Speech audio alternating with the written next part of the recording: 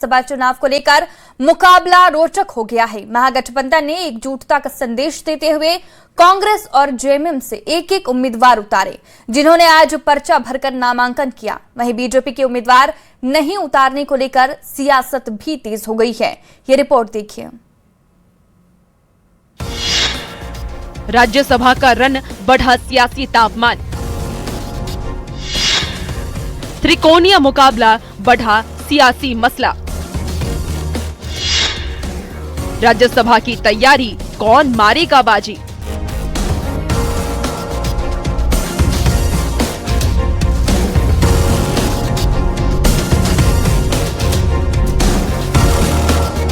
झारखंड में राज्यसभा चुनाव की 2 सीटों पर हो रहा चुनाव अब रोचक मोड़ पर आ गया है। यहाँ मुकाबला त्रिकोणीय हो गया है। राज्यसभा के नामांकन के आखिरी दिन 3 लोगों ने विधानसभा में नामांकन किया। महागठबंधन ने राज्यसभा चुनाव में एकजुटता का संदेश दिया और एक एक सीट पर कांग्रेस और जेएमएम के उम्मीदवारों ने पर्चा भरा। कांग्रेस की तरफ से प्रणव झा और जेएमएम की तरफ से बैजनाथ राम प्रत्याशी बने, तो वहीं बीजेपी ने अपना कोई उम्मीदवार तो नहीं उतारा, लेकिन परिमल नथवानी को राज्यसभा चुनाव के लिए समर्थन दिया है। माननीय मुख्यमंत्री चूंकि राज्य के नेता हैं, इसलिए कोई भी व्यक्ति उनसे मुलाकात कर सकते हैं। इसमें राज्यसभा से संबंधित कोई विषय नहीं है। और मैं ये मानता हूं कि चूंकि गठबंधन के नेता भी माननीय मुख्यमंत्री हैं और उनके लीडरशिप में बैठक हुई है, ये तय हुआ है कि गठबंधन के दोनों प्रत्याशी की जीत सुनिश्चित करने के लिए सारे विधायक एकजुट हैं। ठीक, पूर्ण विजय की उम्मीद है। महागठबंधन के दोनों प्रत्याशियों को पूर्ण विजय की उम्मीद है। आंकड़े हमारे पक्ष में हैं। मुख्यमंत्री स्वयं मौजूद थे। सभी घटक दल के नेता, राजद के, माले के, कांग्रेस से सभी एकत्रित थे। सभी विधायक मौजूद थे, सभी मंत्री मौजूद थे। कल भी मीटिंग हुई थी रात में, वहां सभी मौजूद थे। 8 से 12 और 14 से बाकी का भी मैंने पूरा कार्य किया है। और आज मैं जो यहाँ आया हूँ तो मुझे समर्थन मिला है बीजेपी की तरफ से, बट मेरा सभी पार्टियों से मेरा नाता पहले से ही रहा है, चाहे जेएमएम हो या कांग्रेस हो या निर्दलीय हो, कोई भी आंसू था सब पहले। तो मेरे लिए कोई नई एरिया नहीं है। और मैंने जो काम किया है झारखंड में, ये आपको सबको परिचित है। महागठबंधन के दोनों प्रत्याशी के नामांकन के समय सीएम हेमंत सोरेन मौजूद रहे, साथ ही भूपेश बघेल और सुरेश पासवान भी मौजूद रहे। सीएम हेमंत सोरेन सहित पूर्व मुख्यमंत्री भूपेश बघेल ने भी महागठबंधन की जीत का दावा किया, तो वहीं सरयू राय ने बीजेपी समर्थित उम्मीदवार के समर्थन में बात कही। इसमें क्या दिक्कत है? बोलने पर कम, काम करने पर ज्यादा विश्वास है। समर्थन जब हमने उनका नामांकन ही उन्होंने किया है, तो इसमें कहाँ दो राय है अब समर्थन करने के बारे में।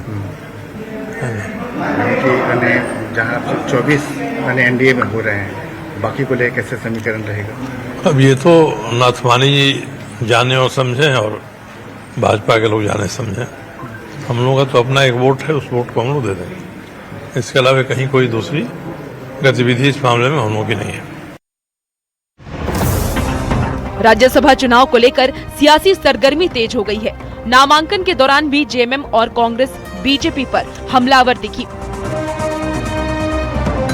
बीजेपी तो कहती है कि हम हॉर्स ट्रेडिंग नहीं करते हैं, हम स्वच्छ राजनीति करते हैं। अब बीजेपी पर है कि उनका इंटरनल क्या है, उनके पास कितने आंकड़े हैं। आंकड़े ऐसे खुले तौर पर देखा जाए तो उनके पास आंकड़े नहीं है, लेकिन उनको किन्होंने आश्वासन दिया है, ये सोचने वाली बात है। वो तो पता चलेगा वोटिंग के दिन।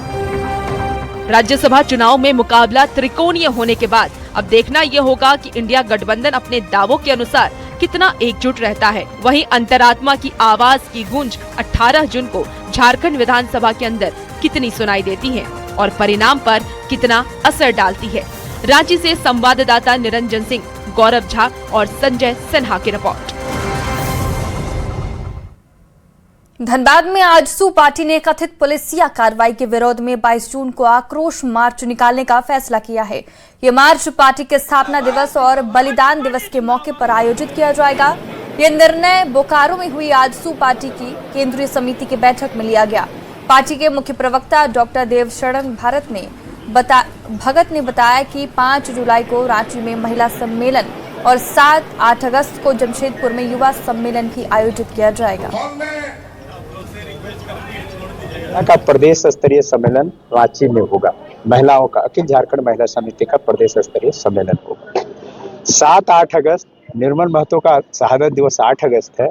युवाओं का प्रदेश स्तरीय अधिवेशन जमशेदपुर में होगा और नए नेतृत्व को फिर से तैयार करने के लिए आजसू पार्टी तैयारी कर रही है। अपेक्षित कार्यक्रम के बारे में चर्चा किया गया। पार्टी ने सभी बूथ स्तर पर पदाधिकारी नियुक्त करने का, सभी यूथ आजसू के पूरे संगठन को पंचायत तक पहुंचाने का, साथ ही साथ महिला आदि आबादी की जो आबादी के हमारा संकल्प है उसको और उसके नेतृत्व को संवारने का, उनके नेतृत्व को उभारने का, उन्हें स्वावलंबी बनाने का, उसी संकल्प को आगे जो संगठनिक रूप से ढांचागत रूप से पार्टी का कार्यक्रम था उसी के संदर्भ में चर्चा की गई।